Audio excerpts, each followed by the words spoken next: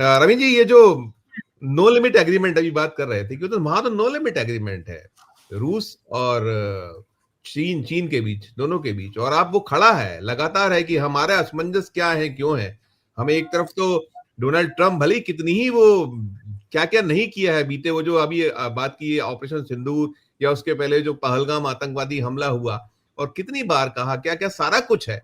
तो ये जो पूरा है कि फ्री वीजा या सारा कुछ, तो अभी डिकोड बहुत सारी चीजें होनी है। लेकिन जो खास निगाह नजर थी कि क्या आप रक्षा सौदे, क्या आप लड़ाकू विमान, जो जो बहुत था कि ये खरीदेंगे, ये होगा, तो माना जाएगा कि हाँ हमने कुछ हिम्मत दिखाई। तो क्या आउटकम के तौर पर कैसे देखते हैं, क्या है? और जी वहां जो जानकारी है, आप दिल्ली में बैठे हैं, क्या निकलती चीजें दिखती हैं? अभी कुछ चीजें और नमस्कार आएंगी? जी, नमस्कार संजीव जी, अरुण जी, अनिल जी को भी नमस्कार, सभी दर्शक साथियों को भी। आउटकम का एक डिटेल इन्फॉर्मेशन हम लोगों को एमईए ने शेयर किया है अभी, और उसमें बताया गया है, पहले तो एमईए ने कुछ जर्नलिस्ट को बुलाया था। उनको जो एमईए कवर करते हैं, उनमें से कुछ लोगों को एक्रेडिशन दिया था ताकि वो जा पाएँ जॉइंट प्रेस कॉन्फ्रेंस अटेंड करने के लिए। तो बहुत लिमिटेड लोगों को वहाँ पे बुलाया गया था और वो अपने हिसाब से उन्होंने बुलाया होगा। तो उसके आउटकम आ गए हैं, जो अरुण जी ने भी बातें कही और अनिल जी ने भी जो बातें कही, उनसे मिलती-जुलती बातें हैं। जो आउटकम है, रक्षा सौदों का इसमें ज़िक्र नहीं है, वो मुझे लगता है अलग से एक डिटेल आएगी। अ, शायद सेफ्टी का, सिक्योरिटी का कोई इश्यू है, तो उतना सार्वजनिक नहीं करना चाहती होगी सरकार। ठीक। लेकिन एक जो इम्पोर्टेंट इश्यू है, वो पहला जो बात कही है कि माइग्रेशन एंड मोबिलिटी, उसमें लेबर्स की बात हुई है। एग्रीमेंट जो हुआ है इंडिया और रशिया के बीच में, on temporary labour activity of citizens of one state in the territory of other state.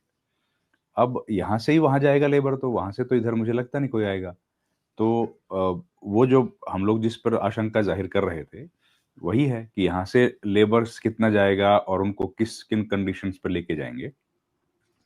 दूसरा है इसमें agreement between the government of Republic of India and Russia federation on the cooperation in combating irregular migration.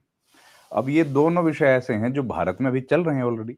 यहाँ से लोग पढ़ने के लिए भी जाते हैं, लेकिन अब हरियाणा से ही दर्जनों ऐसे स्टूडेंट्स हैं जो गए थे और उनको फौज में भर्ती कर दिया गया और आज यूक्रेन में लड़ाई लड़ रहे हैं।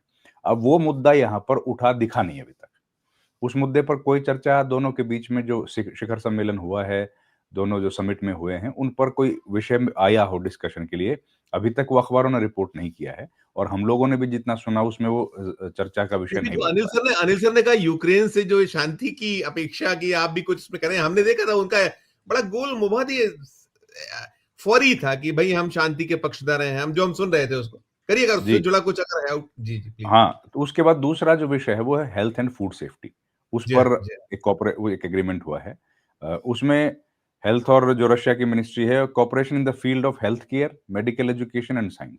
देखिए, मेडिकल एजुकेशन और साइंस भारत के लिहाज से महत्वपूर्ण है, क्योंकि आज भी रशिया के अलग-अलग शहरों में, हिंदुस्तान के अलग-अलग प्रदेशों से खूब बच्चे जाते हैं मेडिकल की पढ़ाई करने के लिए। तो वो कोऑपरेशन अगर बढ़ेगा तो उसमें बेनिफिट इंडिया को होगा। और दूसरा जी इसके बाद है फूड सेफ्टी में।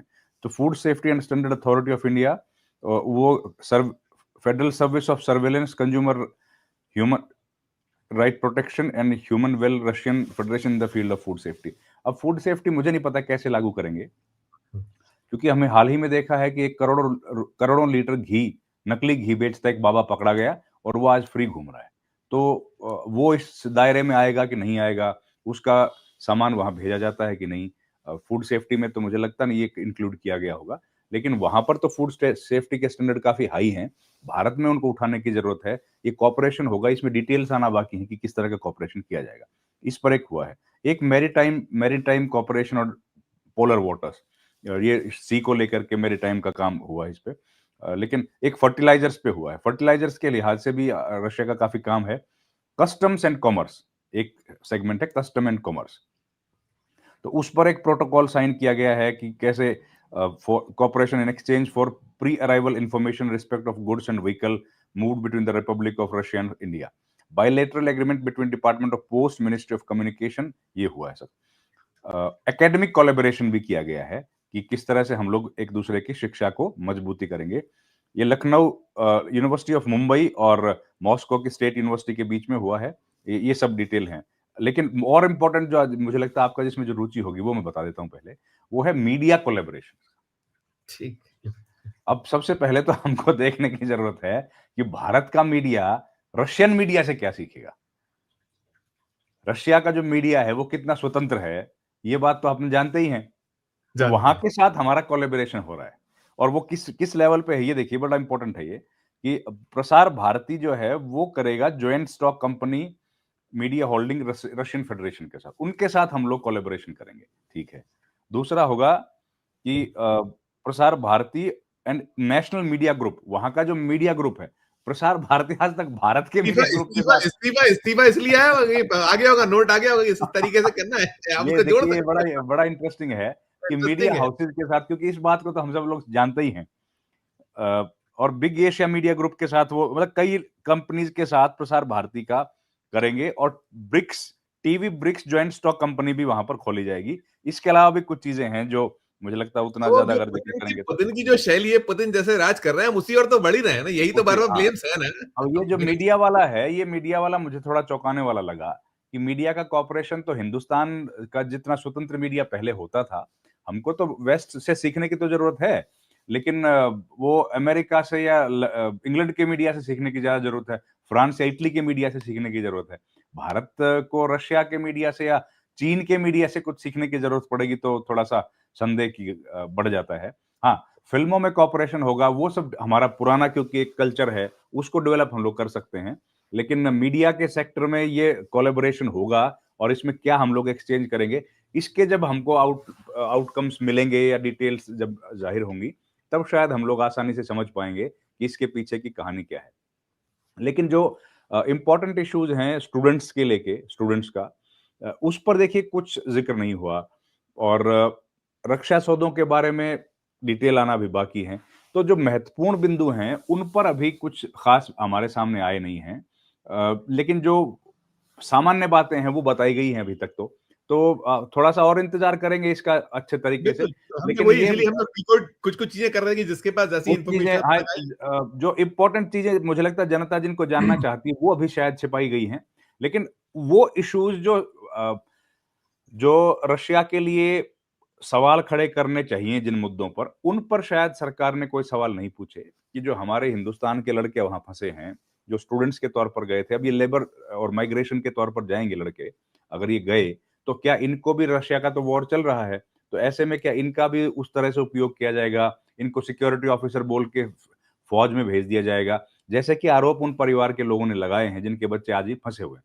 तो उस पर कुछ भी चर्चा ना करना, ये या हो सकता है साइड लाइन्स में बात हुई हो, क्योंकि नहीं, हम डिफेंस लोग मिनिस्टर की भी बातचीत हुई है। रवींद्र जी यही बात हम लोग कल कर रहे थे कि वो जब ऑफिशियल कुछ आएगा, देखिए गोदी मीडिया मोदी मीडिया तो ऑफ द रिकॉर्ड कुछ भी या कुछ भी वो कहानी करते हैं, लेकिन कुछ चीजें आती नहीं सही। लेकिन बिल्कुल, ब्लैक एंड व्हाइट पे सरकार क्या देती है, उस पे हम लोग की फोकस था। अब आपने जितना बताया, आगे और वेट ये वॉच हाँ, करते अभी हैं। देखिए इसमें क्या है संजीव जी, इसमें अलग-अलग डॉक्यूमेंट्स आ रहे हैं हमारे पास। एक ही ऑफिशियल डॉक्यूमेंट मैंने आपको पढ़ के बताया। इस तरह के और सीरीज़ भी आने की संभावना है, जो डिटेल शायद शाम तक आएगी या कल तक भी आएगी। तो वो डिटेल्स अभी आएँगी और उसमें से भी सारी डिटेल्स आएँगी मुझे लगता नहीं है, क्योंकि हर मुद्दा जो 2 देशों के बीच होता है, वो कई सिक्योरिटीज़ के कंसर्न हैं, वो शायद सार्वजनिक करने की ज़रूरत नहीं है। लेकिन जो सार्वजनिक होगा, वो हमको पता लगेगा। बाकी तो इन्फॉर्मेशन क्योंकि द्विपक्षीय बातचीत हुई है, डिफेंस मिनिस्टर भी हमारे बातचीत उनके साथ कर रहे थे और फिनांस मिनिस्टर ने भी की है, पीयूष गोयल ने भी की है। तो अलग-अलग सेक्टर्स के लोगों ने जो बात की है, ये जो मैंने आपको बताए हैं, ये केवल समिट लेवल के बताए हैं। या ठीक जो है ना, दोनों ठीक है। राष्ट्राध्यक्षों के बीच में बातचीत हुई है, उसके आउटकम है ये, उसके बारे में है। इन लोगों के बीच में जो आउटकम बातचीत हुई है, उसका आउटकम हम लोगों को या तो रिस्पेक्टिव मिनिस्ट्रीज़ से हम लोगों को मिलेगा, उसका वेट करना पड़ेगा। अगर एमईए बिल्कुल, उसको एग्रीगेट करके बताएगा, तो शायद वो भी 1-2 दिन में हमारे पास आ जाएगा। जी सर। बिल्कुल, बिल्कुल हम देखते हैं, हम लोग निगाह नजर बनाए हाँ, रखें और लेकिन देश ये जो हम लोग अलर्ट। इन्फॉर्मेशन लेकिन हम लोग जो अपने दर्शक साथियों के साथ इन्फॉर्मेशन शेयर कर रहे हैं, ये बिल्कुल ऑफिशियल डेटा है, ऑफिशियल इन्फॉर्मेशन है। इसमें मैंने एक भी शब्द गोदी गोदी मीडिया का नहीं है। जो सरकार ने बताया है, सरकार ने जो डॉक्यूमेंट हमको दिया है, वो हमने आपके साथ साझा कैसा किया। है रविंद्र सर, क्या इसके पीछे का खेला क्या दिखता है, क्या है? बाकी तो आप वो उस पे भी अगर उसमें क्या ऑफिशियल गया है या केवल और केवल शशि थरूर को गया है, जो आपने एक इन्फॉर्मेशन दी, दोनों को करिएगा, और नहीं, ये जो डीजीसीए और जो अभी हड़ताल दोनों। अभी जो खबर आई है ना सर, वो यही आई है और जयराम रमेश ने ऑफिशियल ट्वीट किया है कि दोनों एलओपीज को नहीं बुलाया गया, शशि थरूर को बुलाया गया है। ये बात जयराम ने नहीं बताई, ये और लोगों ने बताई है।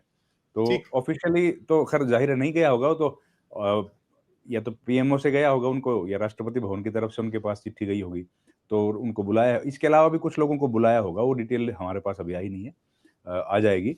लेकिन शशि थरूर को बुलाना तो ये सब चीजें हम लोग शुरू से देख रहे हैं। शशि थरूर तो हैंड इन ग्लोव है, वो तो बीजेपी के साथ ही हैं, और शायद उनको बुला के ये एक तो ऑपोजिशन के लोगों को हमने बुला लिया और फिर कुछ एम्बेरस करने की कोशिश करते हैं कांग्रेस पार्टी को, वैसा ही कुछ दिख रहा है। अब प्रोवोक कल उम्मीद प्रोवोक थी प्रोवोक करना भी है कि आप निकालिए उनको बाहर करिए, ये भी उसमें कहीं समाहित है। जी, और दूसरा ये एक मौका था कि पिछली बार मिस्टेक हो गई, चलिए प्रोटोकॉल के हिसाब से या कन्वेंशंस के हिसाब से अगर मुलाकात करा दी जाती पुतिन के साथ, राहुल गांधी और खड़गे की, तो शायद ठीक रहता। लेकिन अगर वो नहीं कराई गई तो ये मौका तो था ही, अ, राजकीय भोज जो था उसमें शामिल करा लेते तो मुझे लगता है कई सारी सवाल जो है वो खत्म हो जाते। लेकिन वो भी नहीं कराया, तो सरकार, इसका मतलब ये है कि बिल्कुल टकराव के मूड में है, और वो बिल्कुल कोई उनको फ़र्क नहीं पड़ता है कि लोग उनके बारे में क्या कहते हैं। और इस तरह के जो इवेंट्स हम लोगों ने देखे हैं पिछले कुछ सालों में, पिछले कुछ दिनों में भी खास तौर पर, जब भी राष्ट्रीय अध्यक्ष आते हैं, तो संजीव जी उसमें अलग-अलग सेक्टर्स के लोगों को बुलाते हैं। डिफेंस से भी आते हैं लोग, उसमें कारोबार जगत के भी आते हैं, उसमें खेल जगत के भी लोग आते हैं, जर्नलिस्ट को भी बुलाते हैं। तो ऐसी स्थिति में अगर पार्लियामेंट चल रहा है, हाउस चल रहा है दिल्ली में, और हाउस से भी कुछ लोगों को अगर बुला लिया जाए, जो कि डिफरेंट स्वस्थ पर्सपेक्टिव के, परंपरा, स्वस्थ परंपरा परिपाटी वो भी एक और रही है। ये जो डिनर है, ये तो ऑफिशियल है नहीं, ये तो कोई बैठक नहीं है, ये तो एक गैदरिंग है, सरकार दे रही है, और भोज का कार्यक्रम है, तो वहां तो कोई चर्चाएं होनी नहीं है गंभीरता से के साथ कि कोई मेमोरेंडम साइन होना हो। ये तो एक बस इंटरेक्शन है, गेट टुगेदर है, मीट एंड ग्रीट है, जिसमें एक दूसरे की परंपराओं को या एक दूसरे की कल्चर को एक्सचेंज हम लोग करते हैं। तो ऐसे में सरकार अगर बुलाती तो मुझे लगता है ज्यादा अच्छा था। लेकिन सरकार को शायद ये क्लियर हो गया है कि हम लोगों को अगर वोट जो हमारा है उसको कंसोलिडेट करना है, तो शायद इन लोगों को ना बुला के ही वो कंसोलिडेशन होगा, और उनके मन में ये बात क्लियर हो गई है। इसलिए इसलिए स्थिति है कि अब वो किसी को बुला नहीं रहे, उनको कोई फ़र्क पड़ने वाला नहीं है कि लोग क्या कहेंगे। लेकिन इसमें ये बुरी बात मैं जो देख पा रहा हूँ वो ये है कि इंटरनेशनल रिलेशंस में भी अगर उसके ऊपर भी लोकल पॉलिटिक्स आपके अगर डोमिनेट करती है, तो उसका बिल्कुल। असर विश्वव्यापी पड़ता है। उसका नकारात्मक असर पड़ता है। और गांधी परिवार जो कि पिछले 75 साल से, 80 साल से, 100 साल से कम विश्व पटल पर जिसका अपना एक ताल्लुकात रहे हैं, नेहरू के दौर में चाहे नेहरू प्रधानमंत्री नहीं बने थे, उसके पहले से वो एक टॉवरिंग फिगर थे, विश्व भर में उनका एक नाम था। और उस परिवार के साथ अगर कोई विदेश का व्यक्ति आके मिलना चाहता है, तो या मिले, अगर सरकार उसको ऑफर करे मिलने के लिए, तो उससे भारत का सम्मान बढ़ेगा, क्योंकि एक लेगेसी है, वो बहुत लंबी चौड़ी लेगेसी लेके चलते हैं साथ। और भारत के जो संबंध आज हम लोग देख रहे हैं, उसके पीछे भी नेहरू का एक बहुत बड़ा योगदान है। जो उनकी निश्चित। पॉलिसीज़ थी, उनकी जो पॉलिसीज़ थी, और नेहरू ने ही उस ज़माने में राज कपूर को बुला के मेरा जूता है जापानी जैसी फ़िल्में और वो रशिया की मूवीज़ जो बनाने की बातें हुई थी, उसका एक लॉन्ग हिस्ट्री है। चलिए वो परिवार की बात तो हम लोग नहीं कर रहे, लेकिन एक पॉलिटिकल पार्टी की जो लेगेसी है, उस पॉलिटिकल पार्टी की लेगेसी को अगर आगे बढ़ाना अगर चाहते, तो कम से कम पार्टी के अध्यक्ष को तो बुलाया जा ही सकता था। अगर बुलाया जा संसद से किसी को नहीं बुलाते तो। पॉलिटिकल पार्टीज़ के तौर पर प्रिंसिपल ऑपोजिशन पार्टी है, उसके तौर पर बुला लेते। मुझे लगता है वो एक अच्छा संदेश जाता। लेकिन जी। शायद वो संदेश जाए, उससे ज़रूरी होगा कि अपने मतदाताओं को संदेश भेजें, वो दिखाई दे रहा है। इसी पे जो हम बात करें, आप लोग को तो अब आप ही बताते हैं कि वहां तक उस परिधि से भी बाहर कर दिया। आप इलेक्शन कमीशन ऑफ इंडिया के दफ्तर में घुसना तो दूर की बात है। तो आप सब अब कुछ तो मतलब बिल्कुल एक अलग तरीके पूरी की पूरी वो चल रही है, डिक्टेटरशिप जैसा एक हाल है, और जो हम अब चाहें वो करेंगे और कोई कुछ नहीं कर सकता। अब तो sir election commission of India तो है ही, वो तो पूरा एरिया उसको तो फोर्टिफाई कर दिया है। अब तो पार्लियामेंट को भी लगभग 500 मीटर तक उसके नज़दीक भी नहीं जा सकते हैं। अब वहाँ पर सिर्फ लेबल्ड कार्स जा सकती हैं, जिसके पास लेबल नहीं है वो पैदल जाएगा, और पैदल भी वही व्यक्ति जाएगा जिस इलाके तक वो ऑथराइज़ है। पहले तो सड़क पे चलते थे, वो पूरी सड़क भी अब ब्लॉक कर दी गई है। चारों तरफ से पार्लियामेंट के पहले तो लोग धरना देने भी चले जाते थे उसके बहुत नज़दीक तक। अब वो सब बंद हो गया है, और लेकिन उसके पीछे हालाँकि भई सिक्योरिटी है, सबसे बड़ी बात सिक्योरिटी कही जाती है कि सिक्योरिटी की वजह से हम लोग कर रहे हैं ऐसा। और पूरा फोर्टिफिकेशन कर दिया है। और भी बड़ी बात देखिए, और भी बड़ी बात ये है कि जो विजय चौक है, जहाँ से पार्लियामेंट के सारे पत्रकार लाइव करते हैं सवेरे का, उसमें पॉलिटिकल गेस्ट की एंट्री बंद कर दी है कि वहाँ पर कोई पॉलिटिकल गेस्ट नहीं जाएगा। वहाँ पर पत्रकार ये कुछ देखिए, वहाँ पे सिर्फ सांसद जा सकता है। पॉलिटिकल गेस्ट जो जाते हैं, प्रवक्ता कांग्रेस के भी, वो सब लोगों को बंद कर दिया बीजेपी के, अब वो कोई नहीं जाएगा। पता नहीं किस तरह से कानून बन रहे हैं, नियम बनाए जा आपको रहे हैं, आप कौन फंस रहे हैं, बना आपने ही तो बताया अभी हल कि वो आप जो हम कर रहे हैं कि रूस और हमारे बीच में होगा, कैसे हम मीडिया कैसे मूव हाँ, करेगा, अब ये वो देखिए, आप वो बता रहे अगर रूस से हम लोग सीखेंगे, भाई रूस से बहुत सारी चीज़ें सीखने की हैं, लेकिन हैं। बल्कि मीडिया तो नहीं है कम से कम। रूस को हमसे सीखना चाहिए कि हम चोरी-चोरी, हाँ, चुपके-चुपके क्या कर सकते हैं, आपने घोषित कर रखा है, हम चोरी-चोरी, चुपके-चुपके अपने तरीके से बहुत कुछ कर सकते हैं। ये चीज़ें अब हैं, वो वो सीखेगा, वो हमसे सीखेगा। अब अब वो क्या सीखेंगे, क्या सिखाएँगे पता नहीं, लेकिन बड़ा विचित्र है। और हालाँकि अभी और डिटेल्स आएँगी। और एक और थी सर, पहले देखिए परंपरा एक ये भी थी कि संसद के सम्मेलनों को भाषण वो एड्रेस करते थे, जब इस तरह के राष्ट्र अध्यक्ष आते थे। मुझे याद है बराक ओबामा ने किया था जब आए थे, बिल क्लिंटन ने किया था, पुतिन ने भी एक बार किया था। लेकिन अब वो परंपरा भी धीरे-धीरे खत्म हो गई। तो ये सारी परंपरा, राहुल गांधी से नहीं मिलने देना है, विपक्ष के नेता को नहीं बुलाना है, तो वहाँ कैसे कर लेंगे? वहाँ और तो वो मिलना तो ही अगर, पड़ेगा। अब देखिए आप वहाँ अगर करो इस तो तरह चलो राष्ट्रीय अध्यक्ष कोई आते हैं और वो संसद सत्र चल रहा है, क्योंकि इसलिए इम्पोर्टेंट है ना कि है, सेशन चल रहा है, सेशन है, चलना। और ऊपर से भाई भारत, और गए कहाँ देखिए, सबसे पहले तो राजघाट ही गए ना, गए, सबसे पहले तो गांधी की समाधि पे ही गए। तो गए, आज की तारीख में गांधी की सबसे ज्यादा जरूरत तो रूस और यूक्रेन को ही है। अगर निश्चित। वो रूस और यूक्रेन के लड़ाई के लिए वहां पर चले गए हैं, लड़ाई चल रही है, और उसके बाद वो भारत आए, और भारत आते ही सबसे पहले शांति के प्रतीक के यहाँ पर गए हैं, तो अगर संसद में आते तो शायद और हमारा भी, हमारे देश का भी उसमें सम्मान ही बढ़ेगा। अगर निश्चित, वो निश्चित। आते और यहाँ पर जॉइंट एड्रेस करते पूरे हाउस को, दोनों हाउसेज को, हाउस चल रहा है, ऐसे मौके बार बार तो मिलते नहीं है।